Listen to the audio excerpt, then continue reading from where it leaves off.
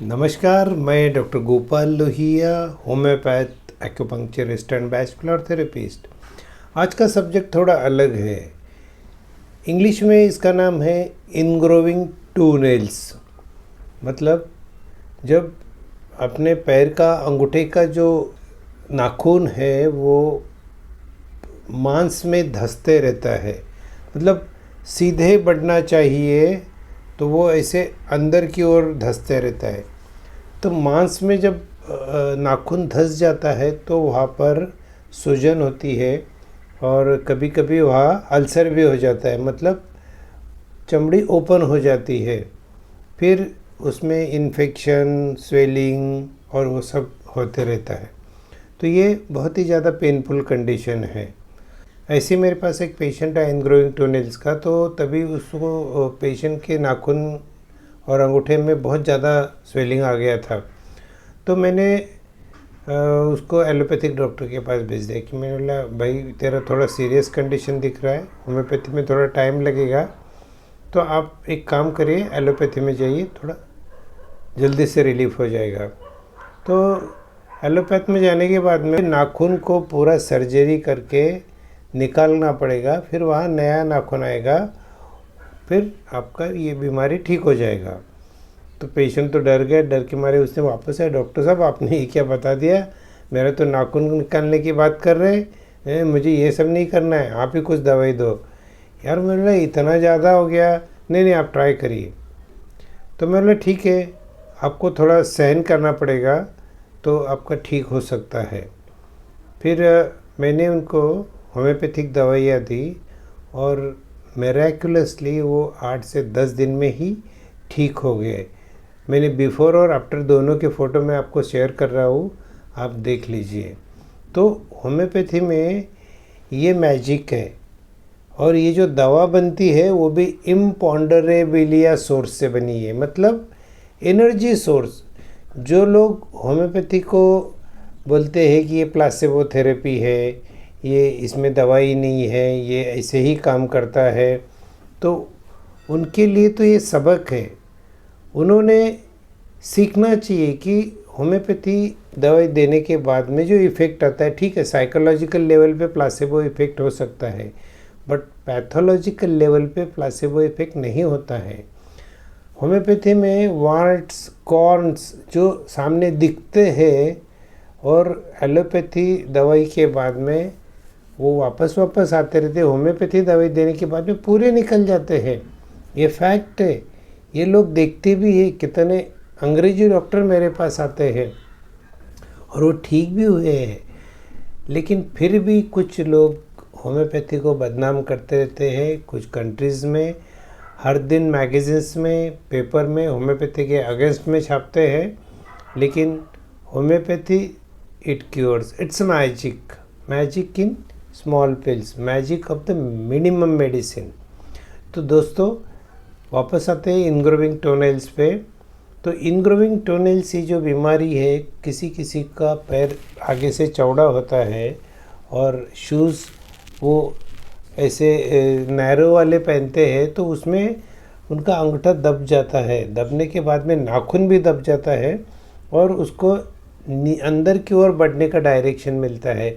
तो कभी भी अपने पैरों के माप से शूज़ बनवा लेना है। अगर आपके पैर में कुछ थोड़ा चेंजेस है या आपका पैर कुछ अगर अलग है तो अपने पैर के जूते बनवाना है। तो टाइट शूज़ नहीं पहनना है। फिर नेल्स कट करते समय बहुत अंदर तक नहीं नेल कट करना है, बराबर लेवल में ही नेल कट करते जाना है। और किसी किसी का बॉडी टेंडेंसी होता है कि नेल्स साइड में भी बढ़ते हैं, सीधे तो बढ़ते ही है, साइड में भी बढ़ते हैं।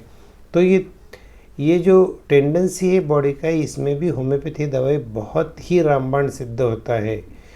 Homeopathy is very effective, no doubt. कोई कितना भी कुछ भी बोले, लेकिन लोग जो सिक पर्सन से वो होम्योपैथी दवा लेते ही है और ठीक भी होते हैं। Forget about the newspapers and some scientist, क्योंकि केमिस्ट्री उतनी एडवांस नहीं है जो होम्योपैथी मेडिसिन को ये प्रूव कर सके yes this is also a medicine.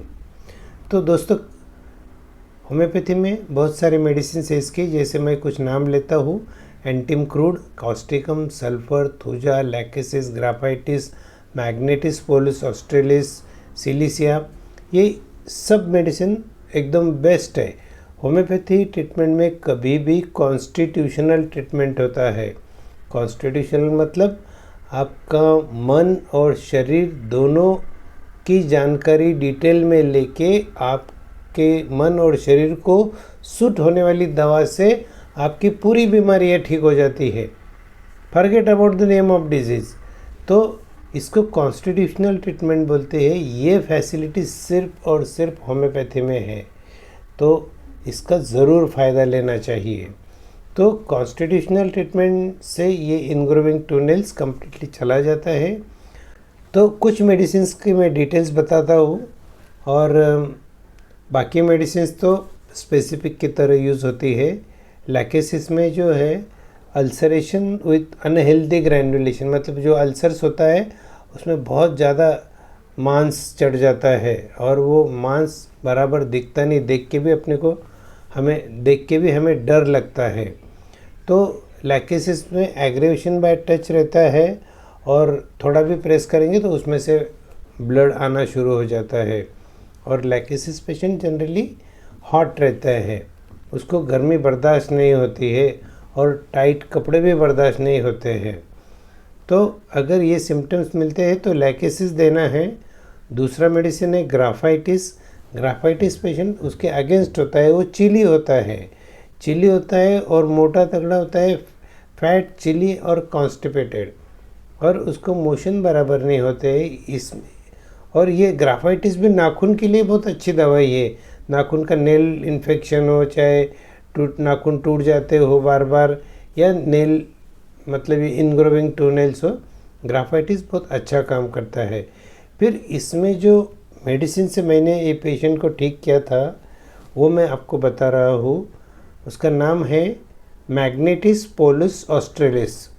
ये एक रेयर मेडिसिन है, हर कोई शहर में, हर कोई गांव में ये नहीं मिलती है, लेकिन ये ऑनलाइन अवेलेबल है। मेडिसिन कंपनी इसे बनाती है, और भी कंपनियां बनाती होगी, लेकिन मेडिसिन कंपनी में इजीली अवेलेबल हो जाता है। तो इसकी 200 पावर की दवाई 2 बूंद दिन में 2 बार 15 दिन लेने से ही इसमें काफ़ी फ़र्क पड़ जाता है। बाद में वापस नहीं होना, बल्कि आप 15 दिन में एक खुराक ले सकते हैं। मैग्नेटिस पोलस ऑस्ट्रेलिस के साथ में अगर आप सिलिसिया 6X 4 गोली 3 बार लेते हैं तो ये बहुत अच्छी तरह हेल्प करता है। तो दोस्तों ये दोनों दवाइयाँ ध्यान में रखिए, मैग्नेटिस पोलस ऑस्ट्रेलिस और सिलिसिया 6X। ये दोनों दवाई से ही आपका 90% काम हो जाएगा। अगर आपका नहीं होता है तो कोई भी नज़दीक के होम्योपैथी डॉक्टर से मिलिए और प्रॉपर केस टेकिंग देखिए, उनसे आप दवाई लीजिए और हमेशा के लिए इस प्रॉब्लम को मिटा दीजिए। आज के लिए बस इतना ही, मिलते हैं अगले वीडियो में।